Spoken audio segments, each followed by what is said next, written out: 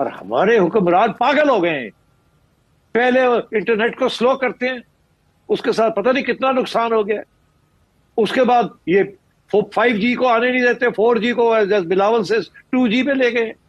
What are they doing? These are ignorant people. ये अपनी एक शॉर्ट टर्म सर्वाइवल के लिए सारी इकोनॉमी को और सारी यूथ डेवलपमेंट को दांव पे लगा दिया है। I am very very upset and angry at this. और मैं दाद देता हूं, हालांकि मैं अग्री नहीं करता फवाद चौधरी के साथ, मगर कम से कम उसकी हिम्मत तो हुई है कि कोई बोला है इसके खिलाफ।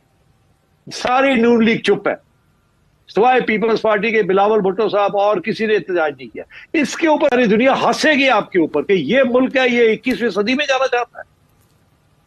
These are the sign post to state breakdown. एक इमरान खान और उसके साथियों को रोकने के लिए सारी मईशत को हॉस्टेज बना दिया है हमारे हुक्मरानों ने, बिकॉज